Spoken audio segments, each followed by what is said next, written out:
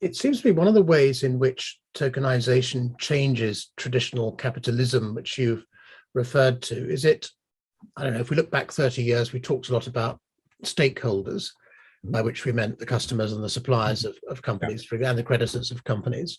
Now it seems to me that if we look at what happened in the ICO boom, from which tokenization emerged and what has now grown into the decentralized or DeFi markets, that idea of stakeholders being taken further. Investors can be customers, they can be suppliers, they can be creditors, they can be managers, they can be employees of the same organization, the same company, the same enterprise through ownership of this token. So all these stakeholding roles are being merged into one.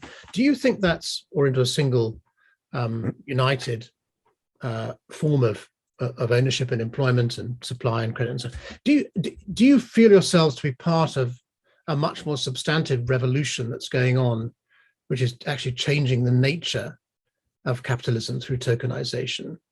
Revolution is a big and long-term goal. What we're very focused on is just, as I said, can we add value to customers and add value today? You know, that's it. The idea of stakeholders and stakeholder capitalism has recently become a bit of a buzzword. At the last World Economic Forum, it was the theme. And I think that's because there's an increasing realization that maybe something's a little broken, not just in terms of capitalism, but in the sense of the alignment that all of us as individuals feel with the companies that we work for and are part of, the communities and countries in which we live in. There's an increasing sense of disconnect in the world today. And, you know, the idea of having alignment of who puts in money to a venture as a shareholder, let's call it, and having an interest in that venture is certainly nothing new. And when we today say, oh, well, you've got all these big public companies and they don't care about their stakeholders. They don't care about the employees or the communities in which they live. ESG, for example, is a big buzzword today. I don't think it's an issue with the actual functional form. It's not an issue with companies or shares or anything like that.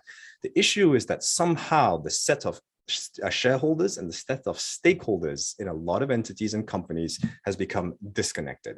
So when I have a public company, often you'll have a marketing team that goes out and talks to a company's stakeholders, customers, gets them to want to do business with you as a company, gets you to want to pay money to your company. And then you've got an IR team that talks to your shareholders.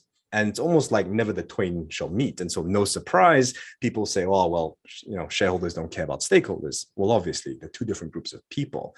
And again, to me, the answer is if we can start to make it easier than ever for companies, issuers to create assets, to create these as blockchain-based tokens and match those by making it as easy as possible for the right investors and their own stakeholders to become shareholders of that company, then we can start to have a very different model. The ICO world, as you pointed out, I think of this almost as a proof of concept. For all the mess that goes on in the ICO and NFT communities, and there is much mess, I think they've powerfully shown that you can build and draw together communities. And when you can make people feel like they not only have a stake in something, but they actually have some way of profiting in the eventual success and outcome of that company, things can happen quite powerfully and quite quickly. The issue, of course, is that all these entities, ICOs, etc., it's very murky in terms of what I'm actually getting as a token holder. You're certainly not a shareholder in that sense.